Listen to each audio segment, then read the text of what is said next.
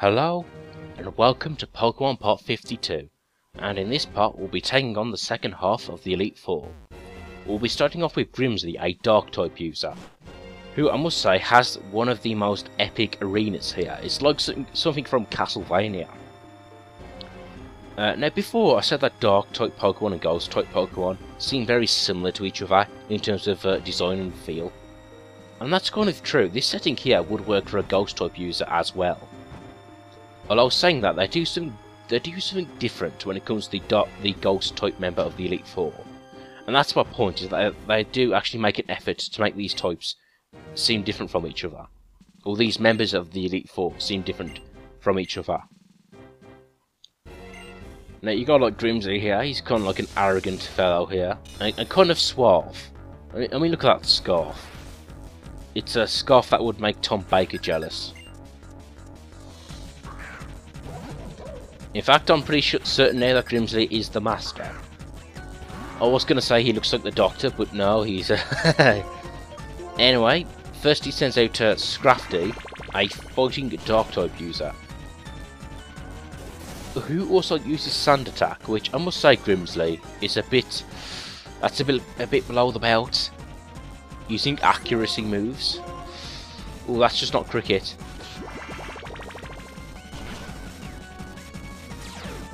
Yes, Poison Touch. You see, you're not the only one that has sneaky little tricks, Grimsley. Now, of course, being a Dark-type user, Bug types and Fighting types are probably your best bet here. But now he sends out Crocodile. Now, fortunately, he's a Ground type, so yeah, if you have a Grass type or a Water type, yeah, he's going down. But speaking of which, Crocodile is a cool looking Pokemon. He's got like a mask, so he looks like a bandit. And also red and black is just a really cool colour scheme. Although I can't help thinking he looks very similar to Dennis the Menace.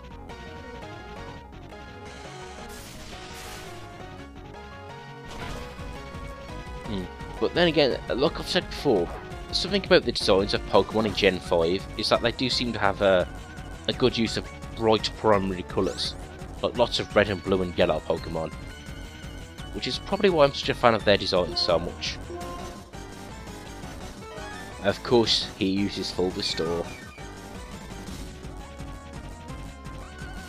Now Scald, I'll admit, Scald wasn't really a move I used before in previous generations, but then again I think it is fairly new. But yeah, I think I prefer it over Surf. The burn effect is really useful. Now, of course, at this point he uses both his full restores on Crocodile here, which I'm actually happy about.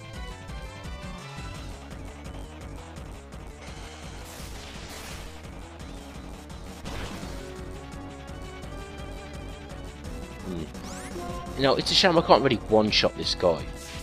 Like before, I was just saying how I prefer Scald over Surf, but I think if Mitchell was using Surf, he would be one-shotting this guy. Well, that's just because Surf is just a bit more powerful than Scald. Of course, now he sends out his Leopard. And yeah, I plan to sweep this guy with Jack Black. Now, like I said, I've been calling this Pokemon Leopard, but I think it's meant to be Liepard, because, he's sinister and he lies, Liepard. Ugh, fake out.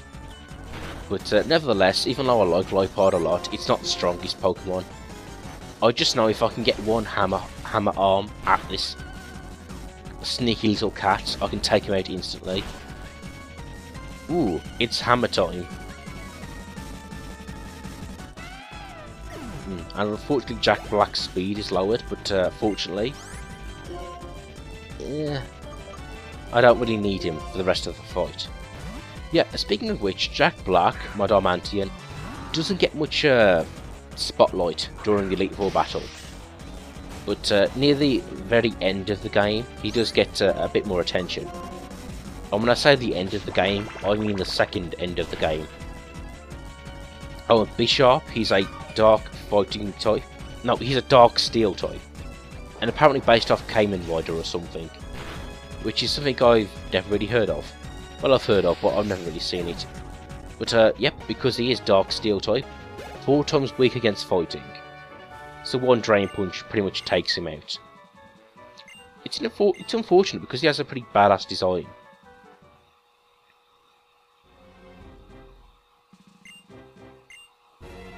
Now really, when doing a practice run of this game, I thought his Scrafty was the hardest Pokemon to take down. But that's obviously because he's more sneaky than hard. And now let's face off with the final and 4th member of the Elite Four, the Ghost type user. Oh, I love this, I'm being carried up the stairs. Now, like I just said before, you would think Dark and Ghost type users would have a pretty similar design, but no. When it comes to the Ghost type user, they have this sort of ghost housed feel, which yeah, makes her distinct from the other 4. And she's also a ghost story writer. So yeah, it kind of reminds me of I forgot his name, but the Psychic type user in Gen 4 of the Elite Four. I think he was also a writer or something, or at least he liked to read. And Chantel, I gotta admit, she has a pretty interesting way of dressing. She has this big puffy dress and glasses. And now that I think about it, she reminds me of Velma from Scooby-Doo. And of course she sends out Cofagrigus, who's sort of a stalling Pokemon. But unfortunately I use my tactics of Attract, because of course no female can resist the temptations of Tim Curry. And hopefully use a Night Slash. Fingers crossed for a critical hit. Thank you very much. Now Cofagrigus has this ability called Mummy, which will change your ability to money if you land a direct hit. Which, it doesn't really do anything bad per se, but it does essentially take away your ability. So yeah, if you're relying on that ability, you better watch out. Now the thing is with her Ghost type Pokemon is that most of them have a second type. So yeah, even though Ghost types are weak against Dark and Ghost type attacks, if those aren't available to you, like for example, you can use Water against this Ground type here. And of course, this is a Golurk, another Pokemon designed by James Turner, a British designer. Clearly based off a Golem, a cool design, even though we didn't get to see it for that long. Yeah, its sort of curse move sort of killed itself. So yeah, less work for us.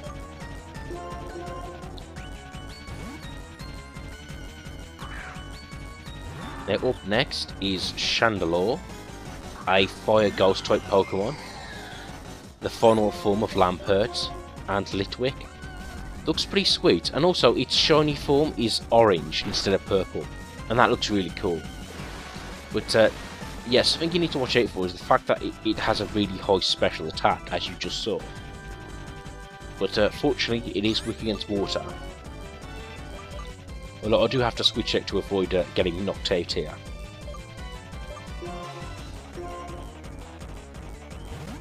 Yeah, again, some people criticise this Pokemon's design, like, oh, they've just took a Chandelure and put eyes on it. And yeah, they have, but it looks cool, so what's your problem? And also, like, a Fire Ghost type, I always thought that would be a combination that would be really cool, so I'm glad to see them finally doing it. And just in general, with Gen 5, they've gotten really experimental with the type combinations. And finally, it's Jellicent, the female form, a Water Ghost type Pokemon. So yeah, I'm thinking I should leave it up to Cumberbatch here.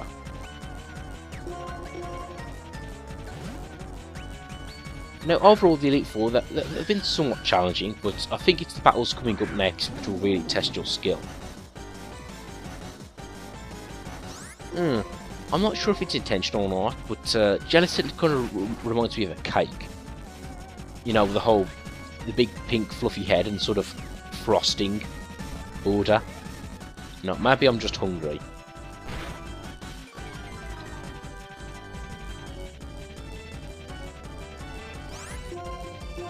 Oh, sorry, Chantel. this story won't have a happy ending for you. Yeah, like, I took these on in reverse order, and Chantal does seem, like, I don't want to say the weakest, but it's probably because her team has the most varied types. So you're probably the most likely to have something that could beat her. Yeah, so I guess, yeah, I beat these guys in reverse order, and that's the way I like it. Yeah, not to get too cocky, but I know I've pretty much won this at this point. This is just essentially stalling.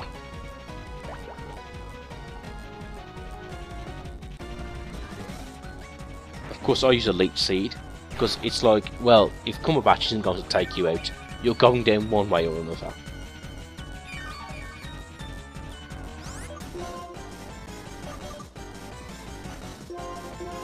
Well, I was saying that Jellicent has a pretty good fight here. So much so that I'm switching out to Web, just to make sure I can finish her off. And not to mention that my special defense on Cumberbatch has been lowered because of Shadow Ball.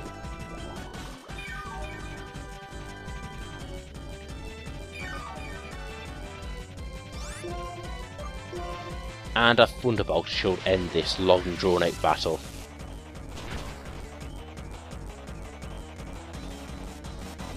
And that's it. So like I said, a really good, you know, one of my actually it is my favourite Elite Four we've ever had. You know, really creatively presentive. They have a good. Each one of them has a really good team to use, a good varied team. Yeah, it's really good presentation. We battle them in these cool arenas. You know, this is how you do an Elite Four Pokemon. This was done really well. And with that, ooh, the statue is glowing. We can now, presumably, take on the champion.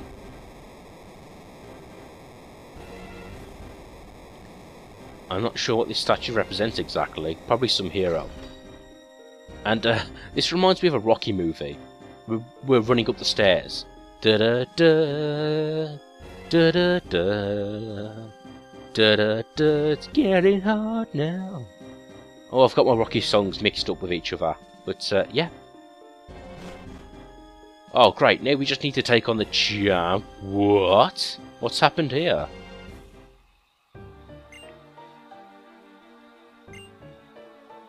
Yep.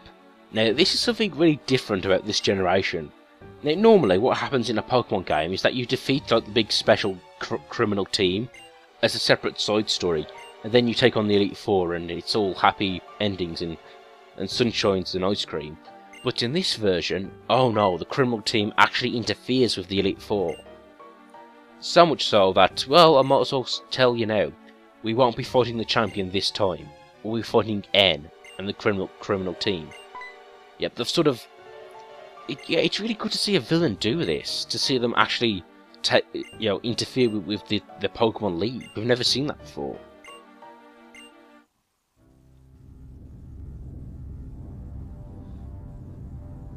Fear him, for he can make a castle come out of the ground. Hey look, he's moving house. But yeah, this is a pretty badass thing for a villain to do in a Pokemon game, especially. You know, why bother bringing the good guys to your evil hideout when you can bring your hideout to the good guys? I'm not sure how he did this, by the way. But speaking of which, I like how the castle towers above the Pokemon League. It's a nice, like, visual way of getting across what's happening. When it's all dark and thunderous. Yeah, this Pokemon generation means business.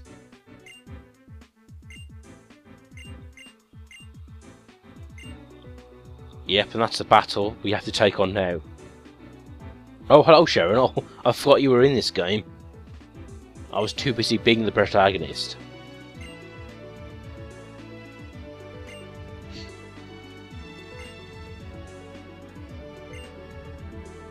Yeah, I don't know that, whatever. But yeah, we have this great setup for an epic climax in this Pokemon story now. So join me again in the next part, where we'll be taking on N, and finally finishing off this mess.